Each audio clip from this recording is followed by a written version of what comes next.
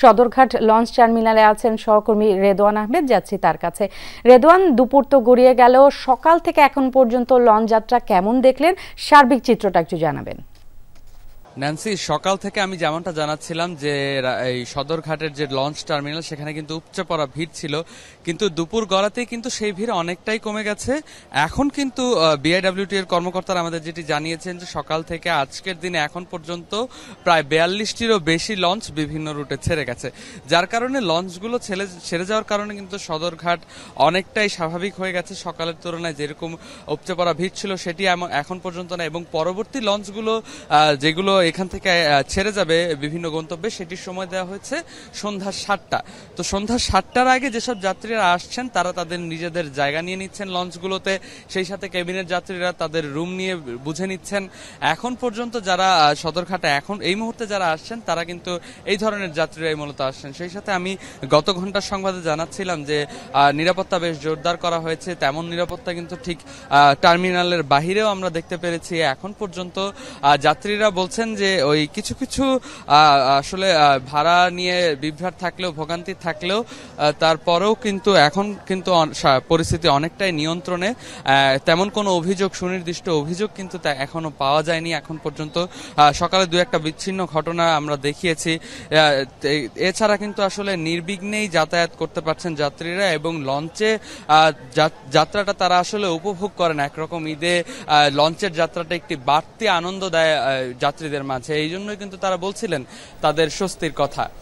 Nancy, অবশ্যই সবাই স্বস্তিতে বাড়ি যাবে, আপনজনের কাছে যাবে, ঈদ পালন করবে, সেই কামনাই আমরা করি। রেদওয়ান, আপনাকে অনেক ধন্যবাদ। সড়কে ঈদ যাত্রার খবর জানবো আমাদের সহকর্মী আরেফিন শাকিলের কাছ থেকে, তিনি আছেন সায়দাবাদ বাস টার্মিনালে। আরেফিন, সড়ক পথে বাড়ি ফেরা মানুষের চাপ আপনি কেমন দেখছেন? বাস কি সময় মতো ছাড়ছে কিনা, আর বাড়তি ভাড়ার যে অভিযোগ সেই অভিযোগের কতটা সত্যতা পেয়েছেন?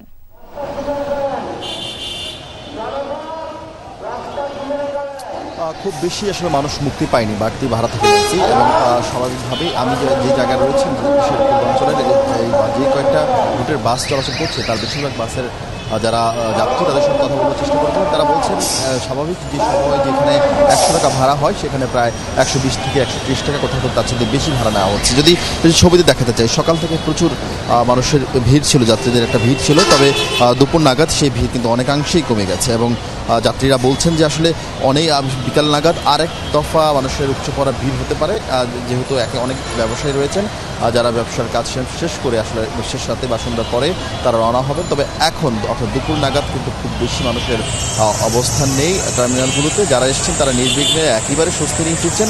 তবে বাকি যে ভাড়া, সেই ভাড়ার কিন্তু খুব একটা পরিবর্তন হয়নি সেই বেশি ভাড়া নেওয়ার ক্ষেত্রে। তবে যারা বাসের যারা চালক কিংবা বাসের যারা কর্মচারী তারা বলছেন যে মূলত তাদের ফেরার পথে তাদের যে ফিরতে তাদের যে খরচ হয় সেই খরচের টাকাটাই মূলত যাওয়ার পথে তারা নিয়ে নেন, এবং অর্থাৎ আসার পথে ফেরার পথে যে গন্তব্যে যাচ্ছেন সেই গন্তব্য থেকে ফেরার পথে তারা যে জ্বালানি খরচ, সেই জ্বালানি খরচটার কারণেই মূলত নির্ধারিত যে ভাড়া তার থেকে 20 থেকে 30 টাকা বেশি ভাড়া নেওয়া হচ্ছে। যদিও খুব বেশি মনিটরিংয়ের ব্যবস্থা আমরা দেখিনি, এবং বলা হচ্ছিল যে এই যারা বাড়তি ভাড়া নেবে তাদের ব্যবস্থা নেওয়া হবে। এখন পর্যন্ত আসলে 2 ঘন্টা আমরা এখানে অবস্থান করছি, খুব বেশি এই মনিটরিংয়ের বা তদারকির কোনো ধরনের চিত্র আমাদের চোখে পড়ে।